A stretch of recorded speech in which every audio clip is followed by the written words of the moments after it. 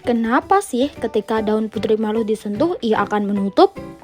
Ternyata hal ini terjadi karena tumbuhan mengalami iritabilitas. Lantas, apa sih iritabilitas itu? Iritabilitas atau peka terhadap rangsang adalah kemampuan suatu makhluk hidup untuk merespon rangsangan atau perubahan dalam lingkungannya, baik berupa sentuhan, cahaya, air, suhu, bahkan gravitasi bumi. Iritabilitas sendiri dibagi menjadi beberapa jenis. Berdasarkan arah rangsangannya, iritabilitas dibagi menjadi 3 macam, yaitu endonom, eksionom, dan higrokopis. Yang pertama, gerak endonom. Gerak endonom yaitu gerak pada tumbuhan yang disebabkan oleh rangsangan dalam tumbuhan itu sendiri. Gerak ini juga dikenal dengan gerak autonom atau gerak spontan. Contohnya, gerak melingkar aliran sitoplasma dalam sel daun Hydrelia verticillata atau tanaman air. Yang kedua, gerak esionom. Gerak esionom yaitu gerak pada tumbuhan yang disebabkan oleh rangsangan dari luar tumbuh-tumbuhan. Gerak ini terbagi menjadi 3 macam antara lain tropisme, taksis, dan nasti. Tropisme adalah gerak pada bagian tumbuhan yang arah gerakannya dipengaruhi oleh arah rangsangan. Berdasarkan arahnya, tropisme dibagi menjadi 2, yaitu tropisme positif dan tropisme negatif.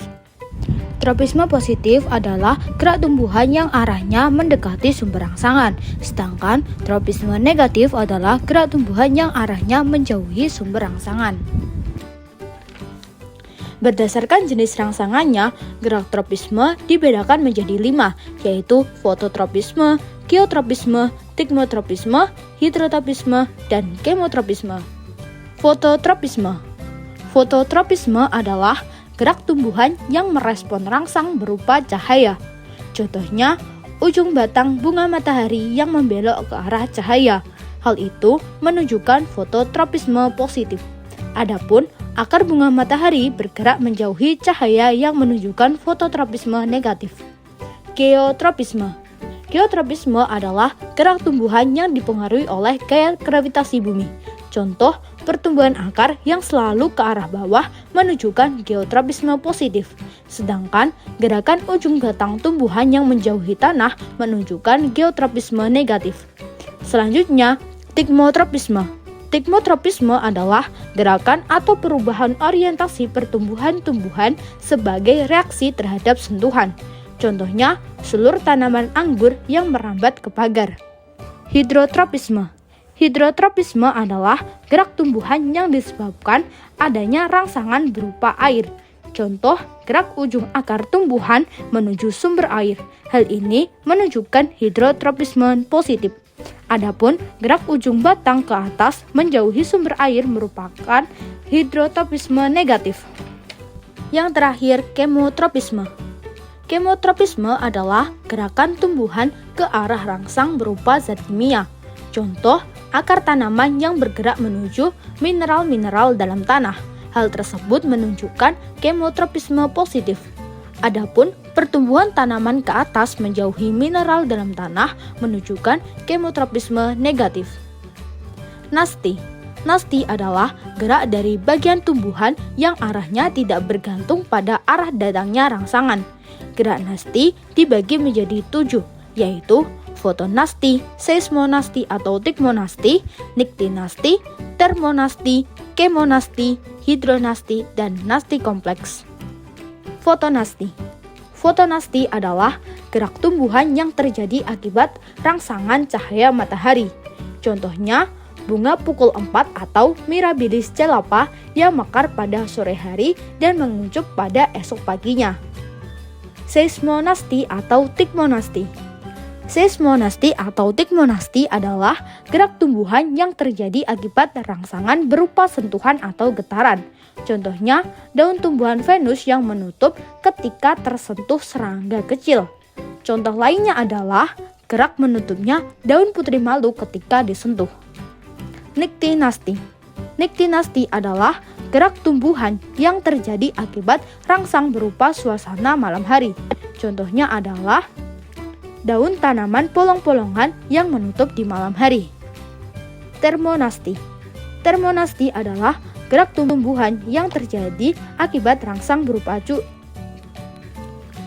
termonasti. Termonasti adalah gerak tumbuhan yang terjadi akibat rangsang berupa suhu. Contohnya, bunga tulip yang mekar ketika suhu udara naik dan mengucup ketika suhu udara turun. Kemonasti. Kemonasti adalah gerak tumbuhan yang terjadi akibat rangsang berupa zat kimia. Contoh, membukanya stomata pada siang hari karena adanya karbon dioksida atau CO2. Hidronasti. Hidronasti adalah gerak tumbuhan yang terjadi akibat rangsangan berupa air. Contoh, menggulungnya daun padi sebagai respon terhadap kekurangan air. Nasti kompleks. Nasti kompleks adalah gerak pada tumbuhan yang disebabkan oleh lebih dari satu rangsangan. Dapat berupa karbon dioksida, cahaya matahari, suhu, air, dan zat kimia. Contoh, membuka dan menutupnya stomata pada daun. Taksis. Taksis adalah gerak berpindah tempat baik salah satu bagian tumbuhan atau seluruh bagian tumbuhan. Gerak taksis dibedakan menjadi dua macam, yaitu fototaksis dan kemotaksis. Fototaksis. Fototaksis adalah gerak tumbuhan yang terjadi akibat rangsangan berupa cahaya. Gerak ini dibagi menjadi dua macam, yaitu fototaksis positif dan fototaksis negatif. Fototaksis positif adalah gerak yang mendekati rangsangan cahaya, sedangkan fototaksis negatif adalah gerak yang menjauhi rangsangan cahaya. Contoh gerak fototaksis yaitu gerak kloroplast ke sisi sel yang memperoleh cahaya. Kemotaksis. Kemotaksis adalah pergerakan terarah sel atau organisme sebagai respon terhadap zat kimiawi tertentu di lingkungannya. Contohnya, spermatozoid pada Archegonium, lumut-lumutan dan paku-pakuan yang bergerak karena tertarik oleh zat gula atau protein. Yang terakhir, gerak higrokopis. Gerak higrokopis adalah gerak pada tumbuhan yang disebabkan oleh perubahan kadar air dalam sel tumbuhan secara terus-menerus. Contohnya, pecahnya buah polong-polongan yang sudah kering.